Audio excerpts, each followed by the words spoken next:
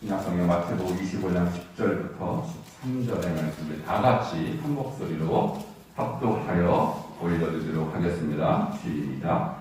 그들이 살아가는 사이에 신랑이 오므로 준비하였던 자들은 함께 혼인잔치에 들어가고 문을 닫힌지라. 그 후에 남은 처녀들이 와서 이르되 주여 주여 우리에게 열어주소서. 대답하여 이르되 진실로 너희에게 이르노니 내가 너희를 알지 못하노라 하였느니라. 그런즉 깨어있으라. 너희는 그날과 그때를 알지 못하느니라. 아멘. 아멘. 할렐루야. 아멘. 오늘 마태복음 25장 열천의 비유 마지막 세 번째 말씀을 여러분과 나누고자 합니다. 25장의 핵심 메시지는 오늘 방금 읽은 13절 그런즉 깨어 있으라 입니다. 여러분, 우리는 말씀을 들음으로 주님 앞에 깨어 있어야 될 줄 믿습니다. 아멘. 우리가 듣는 것이 목적이 아니고 이 말씀을 통하여 우리 영혼이 깨어나고 아멘. 우리의 순종이 깨어나고 아멘. 우리의 막혔던 하나님과의 관계가 깨어나기를 주의 이름으로 축복합니다. 아멘. 깨어있다라는 이 말에 원어의 뜻은 이런 것입니다. 잠자던 자가 잠에서 깨어나서 다시는 잠들지 않는 것을 말하는 거예요. 그러니까 영어 성경에는 keep watch 이렇게 나와 있어요. Therefore keep watch. keep은 유지하는 거예요. watch는 깨어있다. 우리가 한번 깨어났다가 다시 잠드는 것은 25장에서 주님이 우리에게 요구하시는 바가 아닙니다. 주님이 요구하시는 바는 말씀으로 깨어난 자는 다시 잠들지 않도록 계속하여 깨어 경성하기를 주님은 원하고 계시는 것입니다. 아멘. 우리가 열천의 비유에 대해서 제가 3주간에 걸쳐 나누어서 자세하게 말씀드린 이유는 이 결론이 너무나도 중요하기 때문에 하루에 한 번에 말씀드리기에는 이 안에 있는 주님이 우리에게 요구하시는 바가 굉장히 심오하다는 것이죠. 결국은 주님이 이것을 말씀하고 싶어 하는 거예요. 열천의 비유, 수많은 그 안에 백그라운드가 있고 역사적인 정황이 있고 히브리 문화가 들어있고 또 히브리인들의 결혼 문화가 배경에 깔려 있지만 그것보다도 더 중요한 것은 지식적인 것이 아니라 우리가 이 주님의 재림을 앞두고 결국은 다시는 잠들지 않는 신앙을 가지라는 것이 주님의 우리를 향한 요구사항입니다. 아멘. 저와 여러분이 그런 신앙을 갖기를 바랍니다. 아멘. 그럼 이런 깨어있다라는 말과 굉장히 유사한 표현이 오늘 10절에 나와요. 그것이 준비하다라는 용어입니다.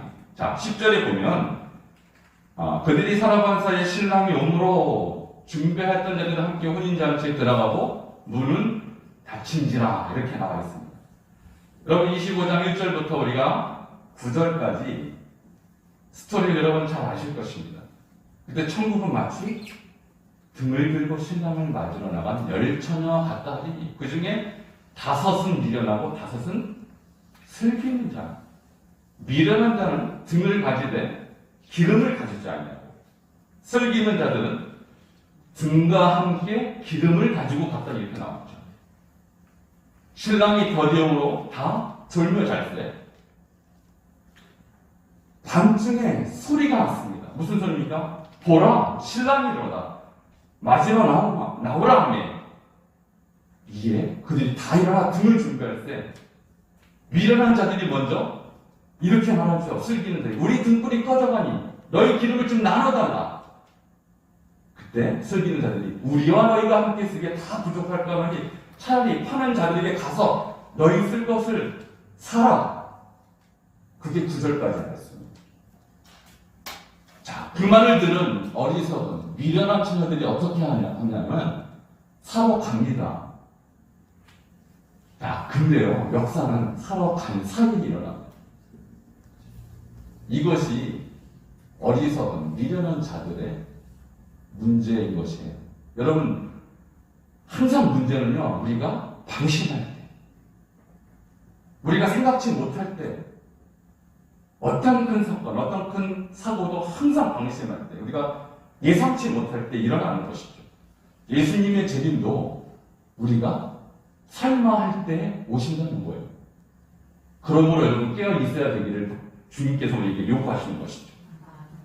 자, 그들이 살아간 사이에 공교롭게도 신랑이 그때 옵니다. 자, 그러면 준비하였던 자들은 어떻게 되죠? 혼인잔치에 들어갈 수가 있게 됐고 문은 닫혀버립니다. 이것도 역시 유대인의 결혼 문화에 완벽하게 동일하게 반복되는 하나의 결혼 잔치의 현상입니다. 진짜로 신랑이 신부를 데리고 본인의 집으로 왔을 때 이제 더 이상 사랑을 받지 않습니다. 그리고 7일 동안 나가지도 못하고 들어오지도 못해요. 그러니까 그것이 예수님의 가나 혼인 잔치 요한복음 2장에 나오는 이야기와 똑같습니다. 이때 준비하였던 자들은 과연 누구일까요? 그리고 준비하였다는 말은 도대체 무슨 말을 의미하는 것일까요? 여러분, 이 준비하다는 말은요, 장비를 갖추다 그런 말이에요. 어떤 장비를 갖추었을까? 이들은 아마도 영적인 의미로 봤을 때 말씀과 기도라는 장비를 갖춘 자들이었을 것입니다. 아멘. 그들은 순종하는 삶이라는 삶을 갖춘 자들이었을 것입니다. 아멘. 그리고 자기의 사명을 감당한 자들이었고 선행으로 주님을 영화롭게 했던 자들이었습니다. 아멘. 이것이 그들이 준비했던 본질인 것이죠. 그런데 이 준비하라는 이 명령이요, 또는 이 준비하다라는 이 표현이 성경에 여러 군데 나와요. 구약부터 신약에 이르기까지. 먼저 구약에 나온 이 준비에 관한 메시지를 볼 때, 함께 우리가 출애굽기 34장 2절을 함께 읽도록 하겠습니다. 여기 준비에 관한 말씀이 나오거든요. 시작. 아침까지 준비하고 아침에 신의 산에서 올라와 산 꼭대기에서 내게 보이되. 자, 출애굽기 34장 2절에 아침까지 준비하고 라고 하나님이 모세에게 말씀합니다. 무엇을 준비하라고 하는 것일까요? 여기에 보면 출애굽기 34장 이전에 하나님 먼저 24장에서 이스라엘 백성과 언약을 맺고 십계명 두 돌판을 하나님께서 주시죠. 그런데 그 돌판을 가지고 내려왔을 때 모세가 본 광경은 믿을 수 없는 광경이랍니다. 그들이 이스라엘 백성이 모든 백성이 다 함께 황금 송아지를 주저하고 그 황금을 송아지를 하나님이다라고 섬깁니다. 그것을 본 순간 모세가 갖고 있던 그 돌판을 땅에 던져버리고 깨져버립니다. 자, 그리고 나서 이스라엘 백성 하나님 앞에 큰 형벌을 받게 되죠. 자, 그리고 나서 하나님이 두 번째 기회를 줍니다. 모세야, 다시 신의 산에 올라와라. 그리고 네가 깨버렸던 그 돌판을 다시 준비하라, 이 말이에요. 그러니까 뭘 준비하라는 걸까요? 저기서 준비하고는 십계명의 돌판을 준비하라는 거예요. 자, 쓰기는 누가 써주실까요? 하나님이. 근데 그 쓸 돌판은 누가 준비해야 됩니까? 모세가. 말씀을 받을 돌판을 준비하라는 거예요.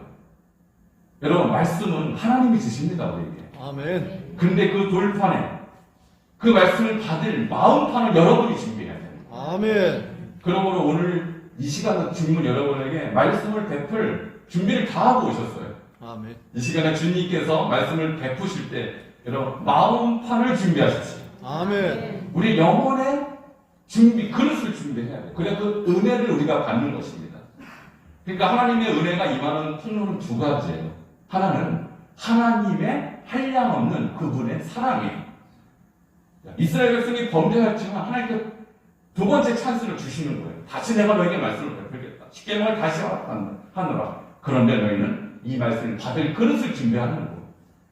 그러므로 우리가 하나님이 아무리 베풀고 싶어도 하나님 은혜를 사랑을 아무리 준비해도 그 마음에 말씀을 받을 준비가 되었지 않다면 그것이 우리 것이 될 수 없다는 것이죠. 아멘. 모세가 준비하고 신의 산에 올라갑니다. 그리고 깎아서 만든 그 돌판을 하나님 앞에 볼 때 하나님께서 친히 히브리어로 십계명을 다시 허락하시는 거예요. 여러분, 그러므로 오늘 이 시대에도 주님은 여러분에게 요구하시는 것은 말씀을 받을 마음판을 준비하시기 바랍니다. 아멘. 이것이 바로 준비하라는 명령이 첫 번째로 성경에 기록되어 있는 구절인 것입니다. 자, 두 번째는 아모스 4장 12절에도 준비하라라는 명령이 나와 있습니다. 함께 읽도록 하겠습니다. 시작. 그러므로 이스라엘아, 내가 이와 같이 내게 행하리라. 내가 이것을 내게 행하리니 이스라엘아, 내 하나님 만나기를 준비하라. 할렐루야. 아멘. 하나님 만나기를 준비하라는 거예요. 자, 이스라엘아, 내가 이와 같이 내게 행하리라. 이와 같이 행한다는 것은 아모스서의 전반적인 배경은 이렇습니다. 자, 이제 북이스라엘 왕국이 하나님 앞에 범죄하여서 하나님은 이제 아수르를 통하여 이스라엘을 채찍질하실 계획을 굳히셨어요. 자, 그런데 하나님께서 마지막으로 기회를 줍니다. 너희가 만약 회개하면, 너희가 만약 이 죄악에서 떠나면 내가 행하려고 하는 이 형벌을 너희에게 주겠다. 자, 그렇지 않으면 애굽에서 행했던 영병을 너희에게 드리겠다. 자, 그러므로 이스라엘 내가 이와 같이 내게 행하리다. 내가 이것을 내게 행하리. 이것은 이스라엘에 향한 하나님의 형벌의 예언이에요. 이것을 피하는 방법이 있어요. 여러분, 우리가 범죄했더라도 하나님 앞에 회개하면, 하나님 앞에 다시 한번 우리의 삶을 돌이키면 하나님이 우리에게서 형벌을 처리하십니다. 아멘. 이것이 하나님이세요. 이것이 하나님의 자비와 사랑의 본성이세요. 자, 이스라엘 내 하나님 만나기를 준비하라는 것은 그러므로 죄를 버리라는 것입니다. 아멘. 회개하라는 것입니다. 아멘. 지금 내가 범죄하고 있는 이런 삶의 패턴을 과감하게 돌이키라는 거예요. 여러분, 그래서 회개라는 것은 제가 여러 번 말씀드렸지만 유턴입니다. 가장 방향을 멈추고 하나님으로 방향을 틀되 전속력으로 향해 가는 거예요. 이것이 바로 주님이 우리에게 요구하시는 준비하라라고 하는 본질인 것입니다. 자, 주님은 우리에게 회개를 요구하세요. 주님은 우리에게 성결을 요구하세요. 아멘. 주님은 우리에게 거룩을 요구하세요. 아멘. 그것으로 우리의 방향을 유턴하는 것이 하나님 만나기를 준비하는 것이라는 것이죠. 아멘. 여러분, 주님을 만날 준비를 하시기 바랍니다. 아멘. 주님은 거룩한 분이십니다. 거룩한 분은 거룩하지 않은 자를 만나기가 어려워요. 아니, 만나도 그 거룩한 분 앞에 우리가 압도되어서 우리가 죽어요. 그러므로 주님이 우리를 만나시기 전에는 먼저 우리의 마음밭을 준비하는 것입니다.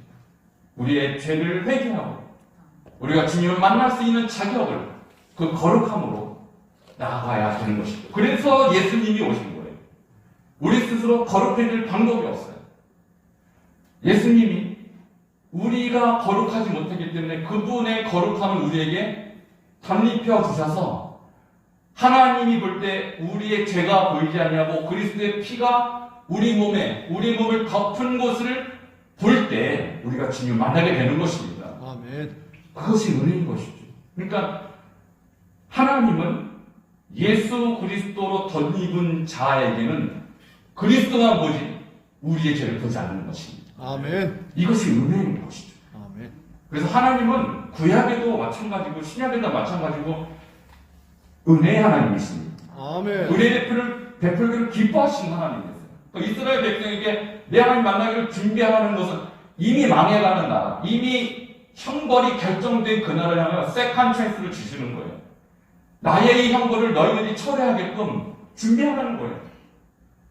오늘 여러분에게도 주님께서 항상 세컨 찬스를 주시는 거예요. 두 번째 은혜를 주시고 두 번째 기회를 주시는 거예요. 아멘. 그 기회를 여러분이 받아들이시기 바랍니다. 아멘. 그래서 돌이키실 때 하나님이 모든 하나님의 진노를 철회하신다는 것이죠.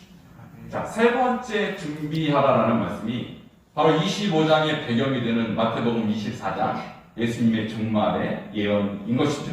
자, 24장 44절을 함께 읽도록 하겠습니다. 시작. 이러므로 너희도 준비하고 있으라. 생각하지 않을 때 인자가 오리라. 아멘. 아멘. 자, 24장 전체가 예수님의 재림의 예언인데요.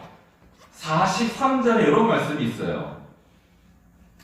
만일 집주인이 도둑이 어느 시각에 올 줄 알았더라면 깨어있어 그 집을 뚫지 못하게 하였으리라. 여러분, 도둑이 우리에게 미리 전화하고 오지 않죠. 자, 예약 걸지 않습니다. 근데 도둑이 오는 것을 예측할 수 있는 사람 아무도 없어요. 자, 이 도둑의 비유는 예수님의 재림의 비유인 것이죠. 만약 도둑이 어느 시각에 올 줄 알았다면 그 시각에서 잠잘 주인이 어디 있겠습니까? 그렇죠. 자기 전 재산이 걸려있는 건데.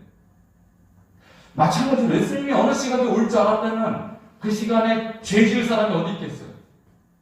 그 시간에 방탕하고 있을 사람이 어디 있겠어요? 가장 순결한 모습으로 오실 주님을 맞이하지 않겠습니까? 그래서 이러므로 너희도 준비하고 있어요. 여기서 준비하라는 것은 25장에도 동일하게 열처녀에게 말하는 그 똑같은 것입니다. 예수님의 재림을 준비하라는 것입니다. 자, 생각하지 않은데 인자가 오기 때문입니다. 예수님이 재림하실 때 우리 안에 주님을 향한 사랑과 믿음이 그로부터 인정되기를 축원합니다. 아멘. 자, 그것이 준비해야 될 요소인 것입니다. 자, 마지막으로 이제 우리가 준비해야 될 것뿐만 아니라 주님도 준비를 하세요. 우리보다 훨씬 완벽하게 준비를 하세요. 자, 그것이 계시록 21장 2절입니다. 함께 읽어볼까요? 시작. 또 내가 보매 거룩한 성 새 예루살렘이 하나님께로부터 하늘에서 내려오니 그 준비한 것이 신부가 남편을 위하여 단장한 것 같더라. 주님의 준비는요, 우리가 준비하는 것과 비교가 되지 않을 만큼 완전한 준비를 하고 계시는 것입니다. 자, 영안이 열려서 거룩한 성 새 예루살렘을 보았는데, 자, 어떻게 생겼습니까? 신부가 남편을 위해서, 신부가 신랑을 위해서 단장을 같은 꽃단장을 한 것처럼 그렇게 준비했다는 거예요. 자, 유대인의 결혼 문화와 너무나도 같은 것이죠. 예수님이 언제 올지 몰라요. 신랑이 언제 올지 몰라요. 그러니까 신부는 오늘 올지 내일 올지 모르기 때문에 항상 신랑 올 준비를 드레스를 입고 준비하고 있는 것이죠. 자, 우리 예수님께서 우리가 준비를 하는 것 보면 주님도 완벽하게 준비해서 신부인 우리를 어디로 끌고 가십니까? 천국으로 데리고 가는 거예요. 아멘. 자, 내가 너를 위하여 처소를 예비하러 가니. 우리 주님이 예비하신 것은 영원한 천국인 것입니다. 아멘. 우리가 너무나도 영광스러운 그 천국에 주님의 신부로 갈 준비를 그래서 우리가 해야 된다는 것입니다. 오늘 이 어리석은 다섯 처녀는 이것을 준비 못합니다. 자, 그러면 11절을 우리가 함께 보면서 준비 못한 이 다섯 처녀들이 어떤 면에서 준비하지 못했을까를 좀 깊이 묵상해 보도록 하겠습니다. 11절 한 목소리 읽도록 하겠습니다. 시작. 그 후에 남은 처녀들이 와서 이르되 주여 주여 우리에게 열어주소서. 여기서 그 후라는 것이 굉장히 중요해요. 여러분, 두 글자에 불과해요. 근데 그 전과 그 후는 영원을 갈라버립니다. 그 후는요, 예수님이 재림하신 후에, 예수님이 재림하신 후에는 더 이상 기회가 주어지지 않은 때인 것입니다. 그러므로 종말이 완결된 후에, 예수님의 심판이 완결된 후에, 천국문이 더 이상 열리지 않은 때인 것입니다. 자, 이 이후에 이 어리석은 미련한 다섯 처녀들이 이렇게 말합니다. 주여, 주여, 우리에게 열어주소서. 여러분, 주여, 주여라는 이 말에 우리 주님이 열어주실 법도 하죠. 왜 주라 그랬습니까? 제가 여러분께 여러 번 설명드렸습니다. 계시록 말씀 때도 설명드렸어요. 주라는 단어는 당시에 로마 황제를 호칭하는 칭호입니다. 큐리오스. 로마 황제가 아닌 다른 자에게 큐리오스라고 부른 것은 황제 모독죄예요. 그러므로 사형에 처해집니다. 자, 그런데 예수님을 향하여 큐리오스라고 했다는 것은 그들의 신앙이 굉장하다는 얘기입니다. 남들이 볼 때 저 사람 대단한 신앙인이라고 인정할 수 있는 그런 믿음을 가졌다는 거예요. 자, 그런 고백을 했어요. 지금 언제요? 천국문이 닫힌 후에. 여러분, 때는 늦은 겁니다. 이 퀴리오스라는 칭호를 했다고 해서 주님이 감동받지 않으십니다. 객관으로 볼 때 대단한 고백이에요. 우리가 늘 신앙 고백을 하지 않습니까? 사도신경. 그러나 주님은 우리의 고백 때문에 우리를 인정하는 분이 아니고 우리가 주님 옆에 회개했는지, 우리의 삶이 주님을 영화롭게 하는지, 우리의 삶으로 주님 앞에 참된 신부임을 증명하는지를 통하여 우리를 신부로 받을 것인지 받지 않을 것인지 결정한다는 거예요. 여러분, 똑같은 말씀이요. 마태복음 7장 21절에 있어요. 굉장히 똑같은 표현이에요. 한번 읽어보도록 하겠습니다. 시작. 나더러 주여 주여 하는 자마다 다 천국에 들어갈 것이 아니요 다만 하늘에 계신 내 아버지의 뜻대로 행하는 자라야 들어가리라. 아멘. 여기서 주여 주여 하는 자가 있다는 거예요. 산상수훈에도 이 말씀이 나와요. 자, 근데 주님이 주여 주여 하면 웬만하면 너 믿음이 있도다, 너는 나의 자녀라고 해주실 것 같은데 아니에요. 주님은 우리에게 고백을 통해서 감동받는 분이 아니시잖아요. 우리의 고백이 주님 앞에 인정받으려면 아버지의 뜻대로 행하는지까지 보시겠다는 거예요. 할렐루야. 아멘. 이게 주님의 기준이라는 것입니다. 이게 주님의 관점이라는 거예요. 굉장히 심각한 말씀이라고 저는 생각합니다. 이 말씀. 자, 미련한 처녀들은 예복도 있었어요. 예복은 성도라는 이름입니다. 등도 있었어요. 신앙의 외형입니다. 신앙 고백도 있었어요. 주여 주여. 그러나 주님의 가르침을 행하지 않는 성도였다는 것. 자, 준비되지 않은 자는 어떤 것을 말할까? 이 준비되지 않은 자란 말씀에 대한 순종 없이 그저 종교인으로 사는 것을 준비되지 않은 거라고 지금 말씀하십니다. 그러므로 우리가 교회 안에는 주님의 제자가 있고 기독교 종교인이 있다는 거죠. 여러분, 주님의 제자로 인정받기를 축복합니다. 아멘. 이 시대 교회가 많습니다. 그리스도인이라고 신부의 옷을 입은 자들도 많아요. 그리고 교회가 숫자가 한국에만 6만 개, 7만 개. 그건 다 등이죠. 외형입니다. 근데 주님 앞에서 그 말씀을 아버지 뜻대로 행하는 자는 얼마나 있을까? 자, 이것이 우리가 이 시대에 주님의 재림을 준비하는 자로서 준비되어야 할 가장 중요한 것이다. 아멘. 여러분, 하루하루 우리가 이 말씀 앞에 심각하게 우리의 삶을 헌신하기를 바랍니다. 아멘. 자, 25장 12절. 주님은 신랑은 왜 5 처녀를 알지 못한다고 했을까요? 자, 12절을 함께 읽도록 하겠습니다. 시작. 대답하여 이르되 진실로 너에게 이르노니 내가 너희를 알지 못하노라 하느니라. 자, 주여 주여 열어주소서. 퀴리오스 퀴리오스. 우리 열어주소서. 근데 주님의 이 신앙 고백을 들으신 주님의 반응이 예상치 못한 반응을 하는 거예요. 아니, 이렇게 주님의 이름을 불렀으면 조금 늦은 거, 문 열어줄 법도 한데 주님이 이렇게 대답합니다.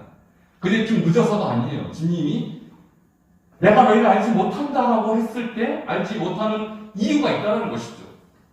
여기서 알다라는 단어가 이 헬라어 오이다라는 단어인데 이것은 지식적인 알미 아니고 관계적인 알미예요. 여러분 혹시 여러분 많은 이 유명한 위인들 알고 계시죠? 많은 유명한 연예인들 알고 계시죠? 자, 그 사람들을 여러분들이 안다고 하지만 그분들도 여러분을 아십니까? 여러분 제가 반기문 사무총장을 안다고 한 그 말 때문에 중국에서 공안한테 쫓겨날 뻔하다가 제가 살아났습니다. 공안이 저를 불러드렸는데 저희 예배소에 들어가서 사진 다 찍어갔죠. 성경책, 찬송가, 악기 다 찍어갔죠. 너 거냐? 그럼 우리 거다. 자, 너는 중국에서 불법 종교 활동을 했기 때문에 3일 이내로 추방 그래도 저한테 그러는. 자, 그런데 하나님께서 저에게 큰 은혜를 베푸셔서 어쨌든 제가 반기문 사무총장 이름을 좀 팔아먹었습니다. 당신들이 우리 허락 없이 남의 일을 함부로 들어오는 것은 무단 침입죄가 그 법이 불과 5일 전에 생긴 거죠. 그 법을 제가 쭉 뽑아다 갖다 놨더니 벌벌벌 떨면서 그래서 제가 힘을 얻어서 되었죠. 반기문 사무총장 그때 유엔 사무총장이었잖아요. 그래서 제가 당신들 인권위원회 회부하겠다. 국제법에 고소하겠다. 그러니까 저한테 묻는 말이 반기문 사무총장을 아느냐 저한테 묻는 거예요. 자, 저희 여러분 안다. 자, 관계적인 아닐까요? 지식적인 아닐까요? 지식적. 자, 반기문 사무총장을 모셔서 당신 신적이라는 이 사람 아시오 물어보면 그분이 뭐라고 할까요? 모른다 그러죠. 자, 제가 안다고 해서 반은 맞는 말이고 반은 틀린 말이에요. 자, 안다라는 의미는 구분을 내가 안다라는 거예요. 지식적으로. 근데 관계는 없어요. 그러니까 이것이 거짓말인 것이 만약에 들통이 나려면 그분이 와서 3자 대면하면 알죠. 딱 그 차원입니다. 주님이 오시기 전에는 우리도 다 그래요. 나 주님을 안다. 내가 주님을 예배하고 주님을 알아요. 근데 주님이 딱 오셔서 나 저 사람 모르는데 이렇게 하시는 거예요. 관계가 없었다는 거예요. 그러니까 예수에 대해서 안 거죠. 성경을 보고 설교 듣고 예수에 대해서 하나님에 대하여 알죠. 그분이 우리에서 돌아가시고 부활하셨다. 지식적인 알림은 주님 앞에서 인정 못한다. 여기서 관계적인 알림이라는 것은 저겁니다. 아버지의 뜻대로 행하는 것이 관계적인 알림이에요.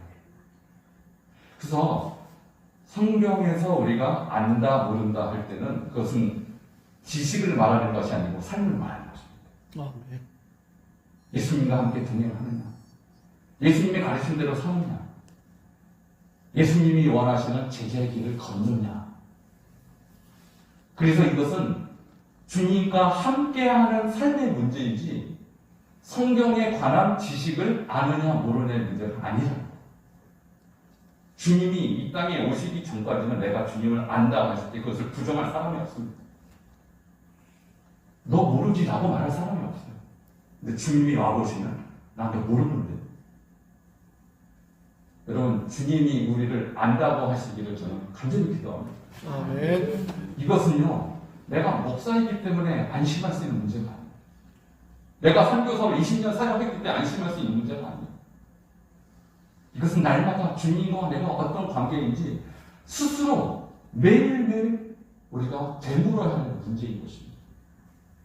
여러분 하루하루 주님과 동행하십시오.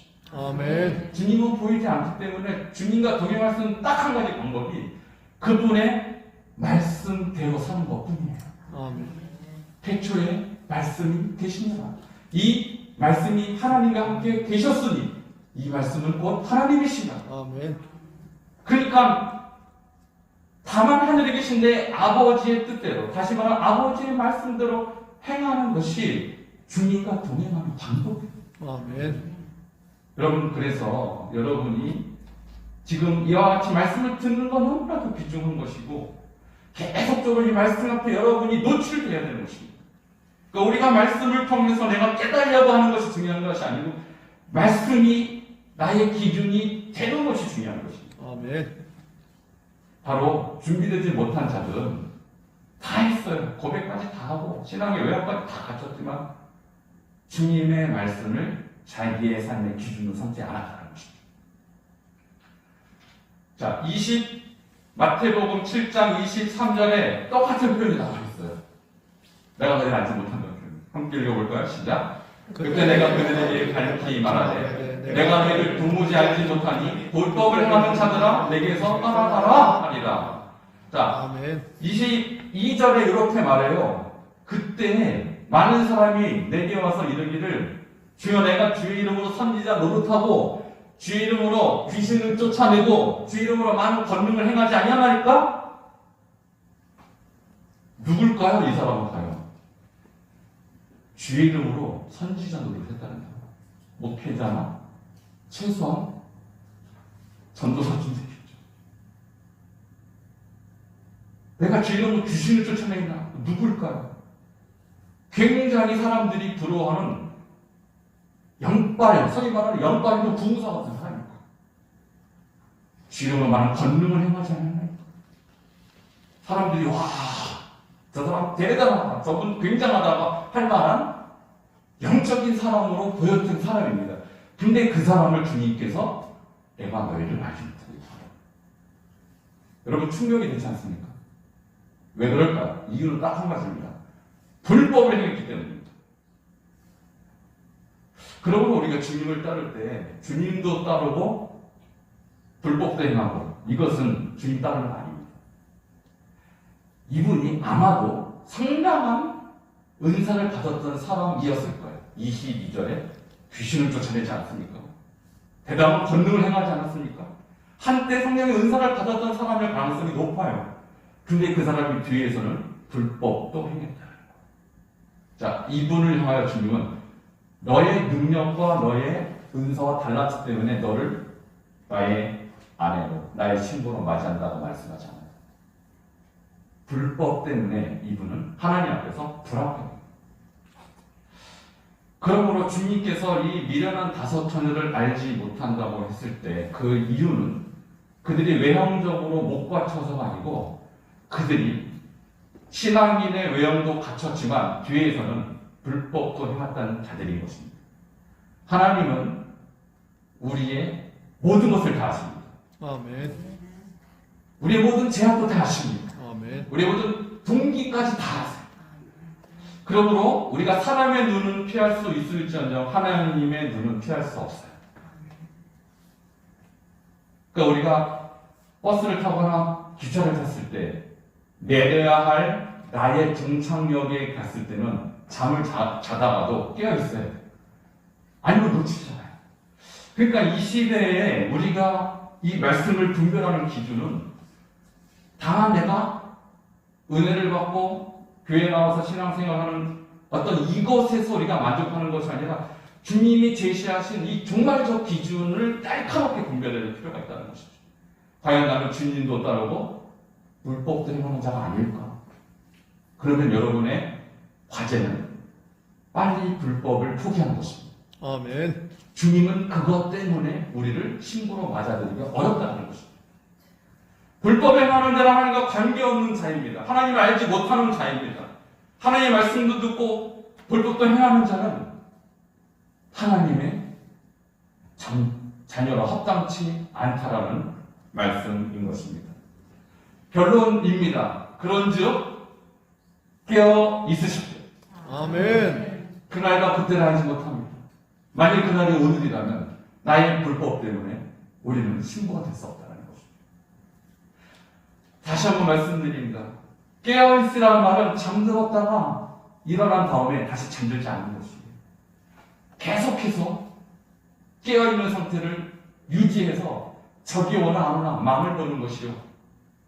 만약에 적이 온다면 빨리 소식을 알려서 적이 오는 것을 막아내는 자인 것입니다. 이것은 현재형으로 되어 있어요. 그러니까 깨어 있어야 할 시점이 먼 미래가 아니고 나중이 아니고 지금이라는 거예요. 아멘. 결론을 맺겠습니다. 깨어있다라는 것은 말씀과 기도에 깨어있으라는 말씀입니다. 아멘. 거룩함에 깨어있으라는 말씀입니다. 아멘. 불의를 포기해야 됩니다. 순종하는 삶에 깨어있으라는 말씀입니다. 아멘. 말씀을 듣기만 하지 말고 듣고 행하는 자라야 그리스도의 신부로 합당하다는 것이죠. 아멘. 그러므로 우리가 예수를 믿는다는 것, 신앙생활을 한다는 것은 예수님의 자녀가 될 만한 가치가 전혀 없는 우리가 예수님의 십자가라는 어마어마한 은혜를 누리는 것뿐만 아니라 그 어마어마한 은혜에 합당한 헌신도 요구된다는 것이에요. 아멘. 예수님은 말도 안 되는 희생하셨어요. 예수님은 말도 안 되는 포기를 하셨어요. 벌레만도 못한 저와 여러분을 위해서 하나님이 육신을 입고 오신 것만 해도 대단한데 그 하나님이 이 벌레만도 못한 존재를 위해서 희생하셨어요. 아멘. 말이 됩니까? 그 엄청난 하나님의 은혜, 엄청난 예수 그리스도의 은혜를 누리는 자가 어떻게 예수님의 말씀이 아닌 기준으로 할 수가 있겠습니까? 은혜는 공짜이지만 그 은혜를 유지하기 위해서는 헌신이 요구된다. 아멘. 여러분 그런즉 깨어 있으시기를 주님으로 축원합니다. 아멘. 함께 기도하겠습니다. 우리 기도할 때 함께 동성으로 주님이 오시기 직전의 상황, 바로 2000년 동안 주님은 계속적으로 우리에게 깨어있기를 요구하셨습니다. 앞으로도 우리는 깨어있어야 할 것입니다. 주님, 우리 스스로 깨어날 능력이 없습니다. 그래서 우리는 다시 은혜를 구합니다. 다시 말씀 앞에 섭니다. 주님, 우리가 기도에 깨어있게 하시고 말씀에 깨어있게 하시고 거룩에 깨어있게 하시고 말씀에 순종함에 깨어있을 수 있도록 날마다 우리를 일으켜 주시옵소서, 도와주시옵소서, 성령의 기름으로 함께하여 주시옵소서. 우리 통성으로 함께 기도하겠습니다.